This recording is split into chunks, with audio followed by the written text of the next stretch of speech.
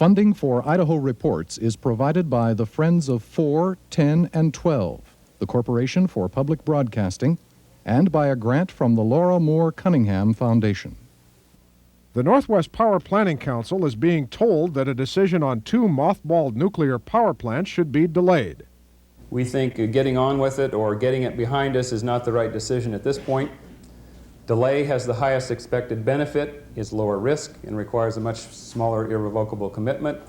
Tonight, is that the right decision?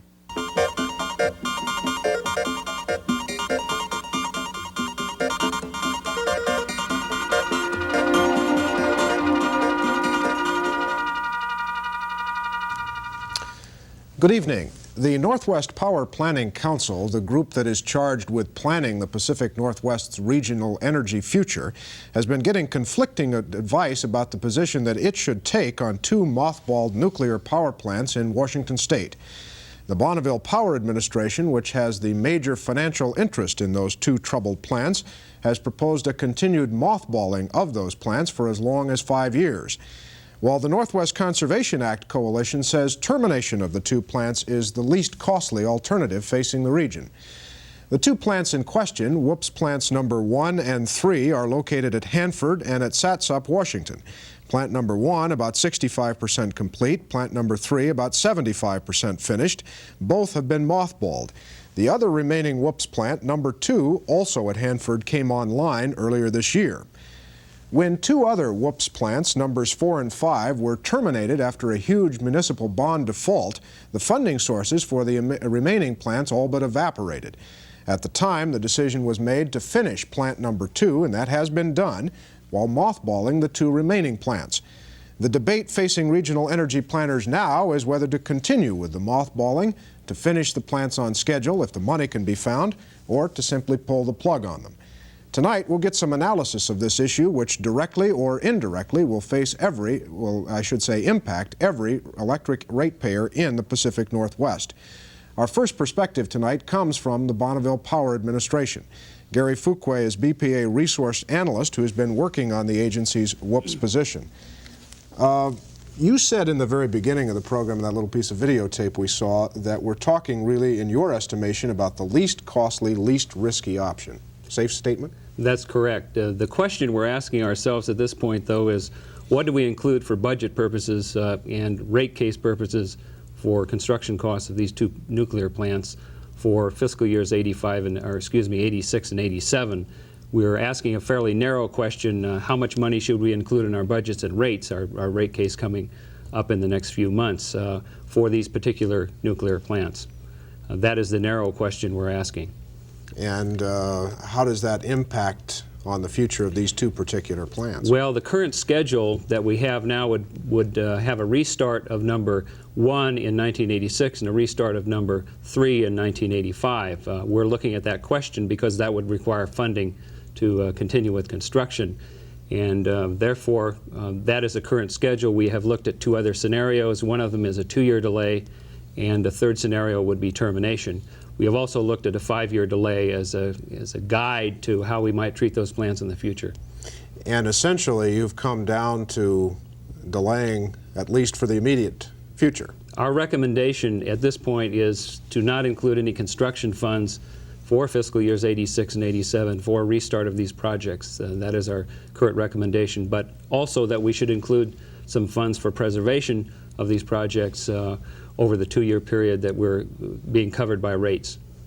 As a practical matter, if the plants were to be restarted on schedule, that would mean a very hefty addition to your rates, BPA's rates. It very well could, because at this point we don't see the availability of financing, and if in fact restart were to occur, it would have to come out of revenues, current revenues, and that would require approximately a 25% increase in Bonneville's priority firm rate, the rate that its preference customers receive.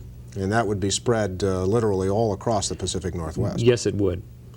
Will delaying these plants, if they are delayed 2 years or even 5, will that, or do you know whether that could make financing easier to come by down the road? There are several impediments to financing still out there. One of them has to do with litigation associated with the 4 and 5. Another one has to do with the validity of the net billing agreements for 1, 2, and 3 court cases or situations that are now in the courts and are not likely to be decided at least within the next year. So time will tell how the courts decide that. Okay, now let me just ask you finally, there's a process that BPA goes through to make these decisions, but it eventually comes down to the administrator deciding. That's correct. There's a public hearing process? In this particular case, what we've done is we've gone out to the public with a study plan last June. We have done the study this summer. We have presented a draft report to the public this last week and this week, and we are receiving public comment, and we'll do so until the 19th of October, and then we will prepare a final report for the administrator, and his decision will come in early November. We'll come back, sir. Thank you. The other major proposal for dealing with the mothballed nuclear power plants has come from a group called the Northwest Conservation Act Coalition, based in Seattle. Mark Sullivan is the executive director of that group. Mr. Sullivan, you and your coalition see this very differently. How does your analysis of this situation differ from what we just heard from Mr. Fuqua? Well, the bottom line, Mark, is that our analysis finds that the ratepayers would be $2 to $7 billion better off if we immediately terminated these plants than if we either immediately proceeded to construct them or constructed them after a delay. Why $2 to $7 billion better off?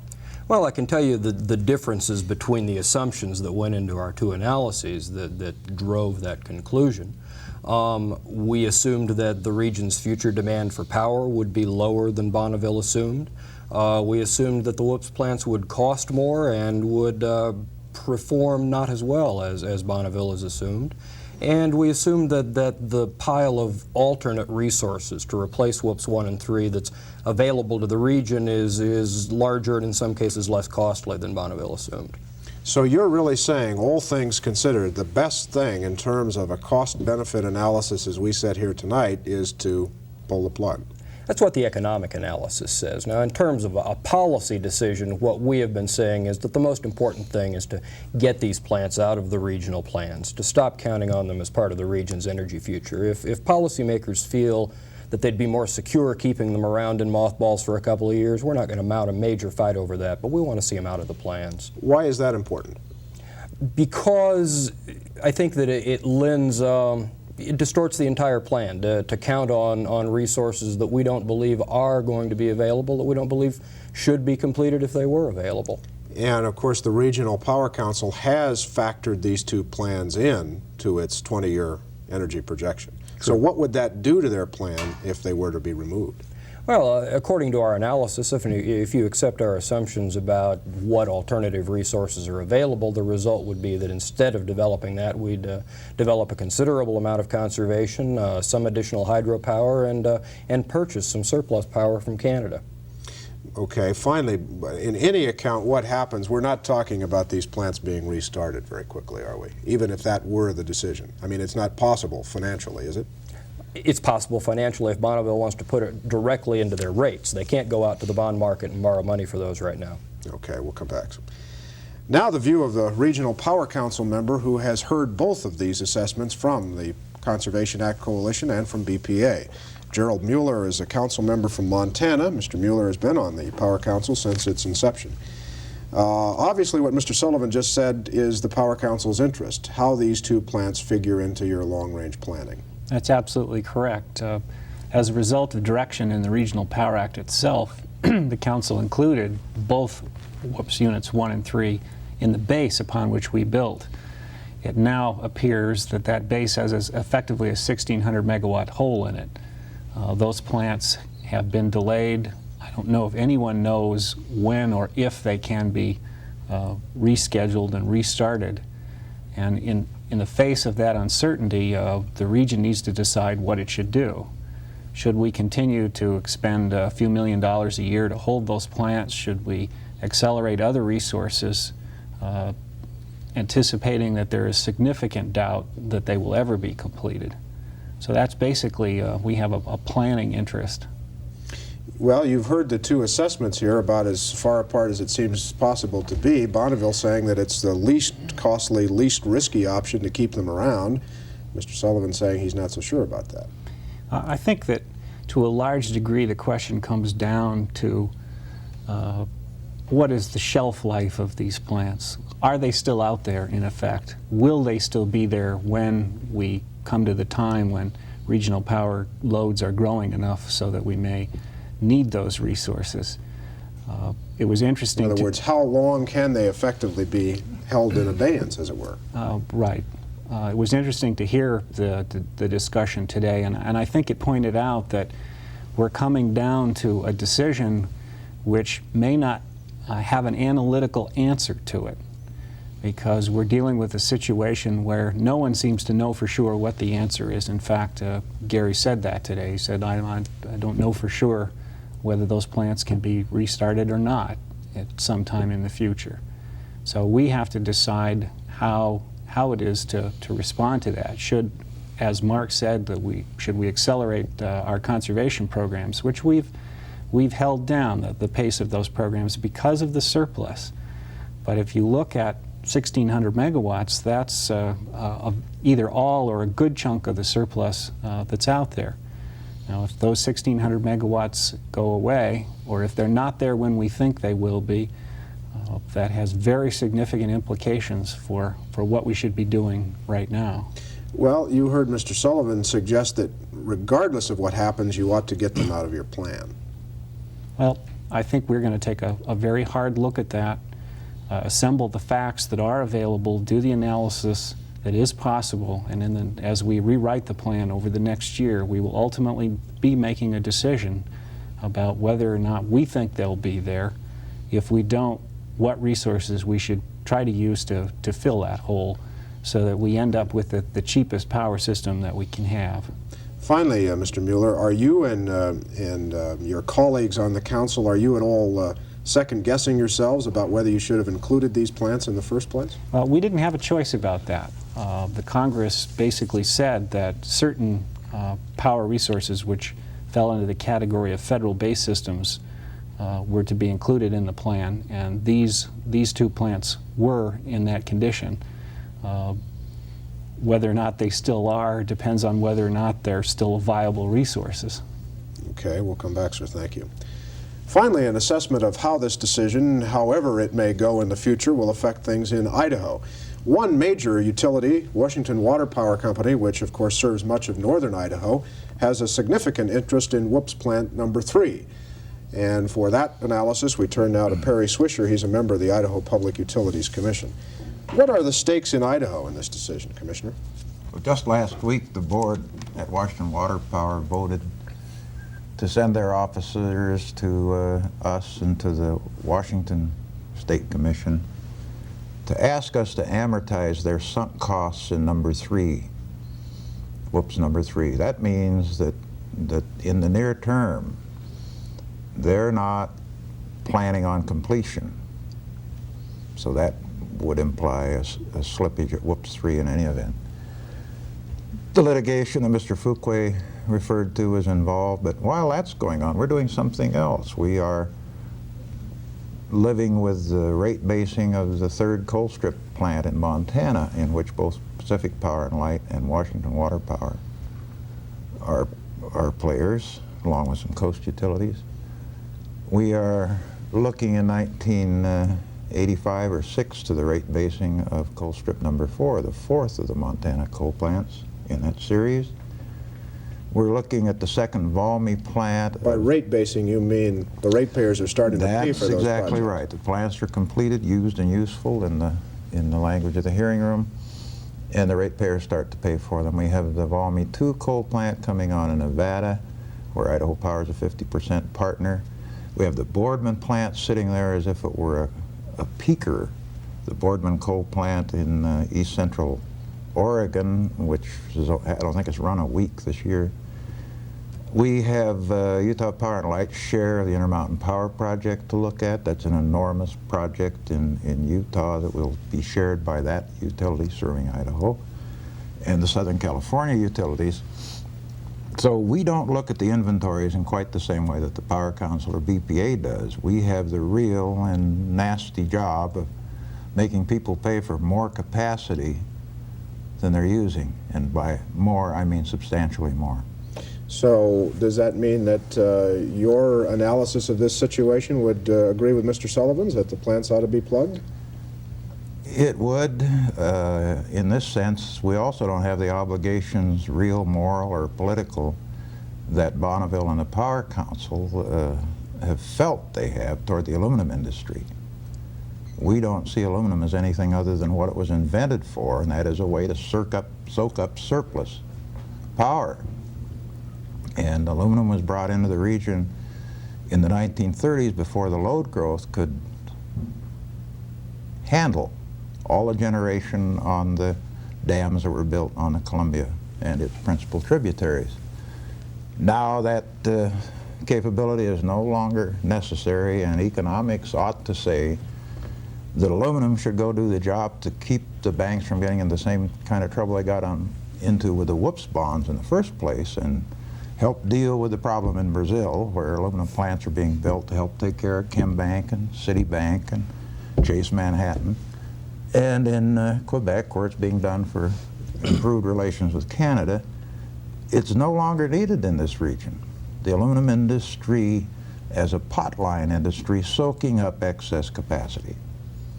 Well, let me just finally make sure I understand it. You're saying that right now and for the foreseeable future, we will have enough energy in this region without these two nuclear plants. One thing that's distorting that reality is we also have a third component of that surplus, and that's El Nino. And if the child sticks around long enough to be called something more than a child, I don't know what we do. If this is a permanent change in the weather, we have had 3 consecutive beautiful water years back to back, and today's storm indicates that we're in balance for what's now become the 4th water year. That is to say, it's almost unprecedented. So the water's running down the rivers and turning the turbines. Running on our ears. Okay. Well, on that point, let me open it up. Mr. Fuqua, you disagree with the Commissioner's assessment? I assume that you do, at least in some specifics.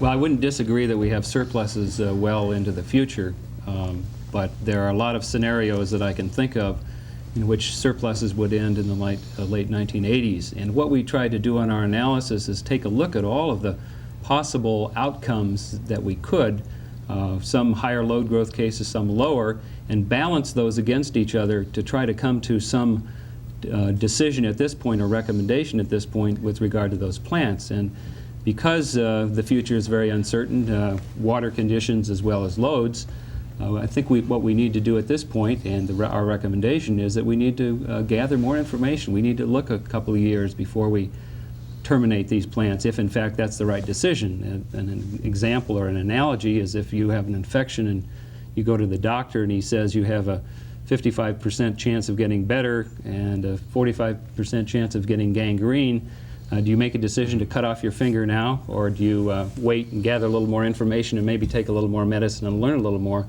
before you make that tough decision? I don't know where to find a doctor is my problem, Mark. All the players are vested. That is, all the people who are making analyses have a reason for go, no-go, a financial reason for it. And I have yet to see an analysis, present company accepted, Mark, but I really have yet to see an analysis by any of the players that doesn't speak to the commitments already made. Bonneville participated in the early 70s in the scenario put together with the private utilities that showed us going off to the end of this century with annual increments of 7% without regard to price. I don't say you need more information when you have that kind of commitment to the status quo. I think information is a surrogate for buying time. Mr. Fuqua? I think information in this case is valuable. Information about the availability of other resources, conservation, renewable resources, the cost of these plants, the direction of load growth for the future. If you don't have to make the decision today, our attitude is why make a decision you don't have to at this moment? Mr. Sullivan? Gary's right that uncertainty is one of the problems plaguing all of us who are attempting to figure out what the region's energy policy ought to be. But there are some uncertainties we can do something about. And one of those is what is to be the fate of Whoops 1 and 3.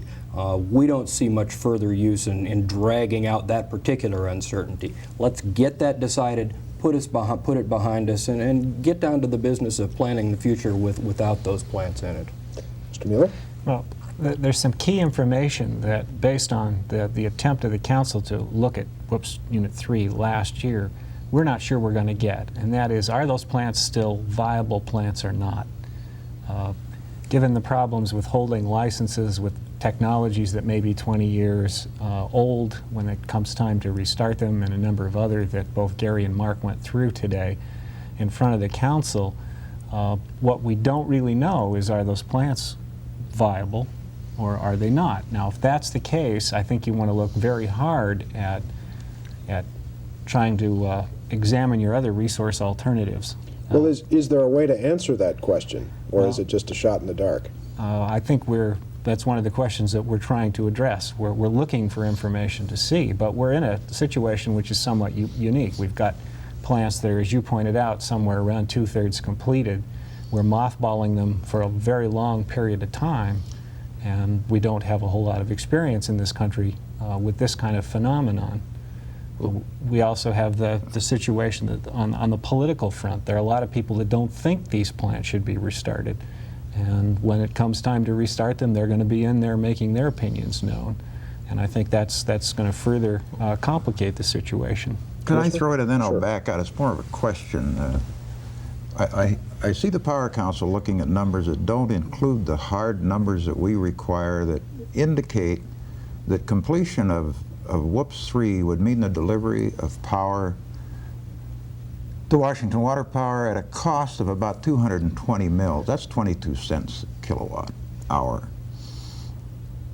And at the same time, we are living with... That's awfully high. It's rather high. Most people in Idaho are paying under 4 cents. And at the same time, we hear Bonneville with a straight face say that the avoided cost in the region from Bonneville's perspective is the 31 mils that it sells its firm power for off the federal hydro system. Now, when those are used as a range in the number that the council works with, as opposed to the difficult business that Gary is addressing with respect to Bonneville rates, or that we do with the IOUs, I think the range is so wide that you can darn near make any decision that you want to. Well, isn't that an awfully wide range? It is a very wide range, and I'm not sure we agree completely on the 22-cent figure. I'm not exactly sure what that figure means. That first year, first dollar cost, is that a levelized cost? One of the problems that exists in this business is trying to compare apples with apples and oranges with oranges. We don't all speak the same language, so we get all these numbers thrown about. It isn't clear always what those numbers mean. But you're absolutely right. We care very much about how much our power costs. And if we have alternatives that we can identify that are cheaper than those two nuclear plants, given the uncertainty that exists with whether or not they still exist, I think I, as one council member, would be interested in moving away from those. We want to make a decision over the next year that, to the extent we can, is based on facts, is based on analysis that everyone can see, people can audit, they can look at our assumptions as they did in the first plan. Well, in fact, Mr. Sullivan, you're saying that the council does have those options that are more cost-effective. We think so. I think Gerald's making an important point, though, in talking about the fact that the economic analysis doesn't definitively answer this question, and in fact may be irrelevant to it. Perhaps the most interesting comment made in today's Power Council meeting came from Roy Hemingway, council member from Oregon, who flatly said that he has not talked to a utility person in the last 12 months who believes those plants are going to be completed. And that includes a lot of people who think that they're economically wise, but the opinion is simply that they're dead regardless of the economics. And I think that's a reality we may need to start dealing with. How about that question, Mr. Fuqua? Well, of course, Mr. Hemingway talks to certain people, and we talk to other people as well, and that is not a unilateral opinion in the region. At least I don't believe it is. I think we need, again, more information about that. He, in fact, may be right. The people he's talked to may be right, but I don't think we can draw that conclusion at this point. There's the key issue, and Mr. Mueller talked about it, and others have talked about it. It's shelf life. We need to have more information about that. How long can we retain the resource in a condition that will allow us to restart it and complete it? If we knew the answer today was you can't do it, then a different recommendation would come out of us. But we don't believe there's enough information yet to conclusively. How do you folks propose to determine that question? Well, our proposal or our recommendation is that we work with the supply system, we work with the regional council, contractors, we work with others in the industry to find out within the next year or two whether or not these plants are viable and whether or not they can be maintained in a preservation mode. I don't think that there's anything to indicate we can get that information in the next year or two. Some of these things are just not susceptible to answers. Some of this litigation is likely to drag on for a decade. We're not going to have answers to that. As to what's the probable shelf life, how long can you keep a plant licensable? This is a unique situation. There aren't other plants out there mothballed at this stage that are facing long periods of preservation followed by startup to which we can point and say, here's some experience to answer the question. The only way we're going to find out what the shelf life is keep them on the shelf and try to bring them off later, and I'm not sure that's a good gamble. One of those cooling towers should be preserved not by Bonneville, but by the entire country as a monument to futility and all the invitations to intrigue, even corruption, ego trips on the multi-billion-dollar scale, so that we, in what planning we do for the future, the sort of thing that caused the Planning Council to come into being, includes experience, and that we not repeat that $23 billion folly. The Commissioner waxed eloquently on that point, but Mr. Fuqua, let me go back to Mr. Sullivan's contention that you can't find that information, essentially. You can't, 2 years won't give you the information that you say we need. Well, I simply can't draw that conclusion just because he's indicating that. I don't think there's any evidence that additional information can't be derived that will give you a better indication of how long you can preserve the asset. Mr. Mueller, finally, when does the Council speak to this question? Well, we will be releasing our next draft plan next July. So just in a few months, we're going to be proposing our solution to this whoops question. I think it comes down to how much do we want to bet that those plants are still out there. How much of our regional power future do we want to bet? Those plants right now represent about 10% of the region's total load. And given the uncertainty that exists, should we start doing something now to develop the resources that Commissioner Swisher was beginning to talk about? Just in 10 seconds, is there a consensus developing, or are you all floundering around as everybody else in the region is? Well, I think we're going to make the decision in July based on the information and the views that the people bring to us. Gotta go. Mr. Mueller and Commissioner Swisher, thank you for joining us tonight. And Mr. Sullivan and Mr. Fuqua, we thank you, gentlemen. That's our time for tonight. I'm Mark Johnson. Thank you for joining us. Good night.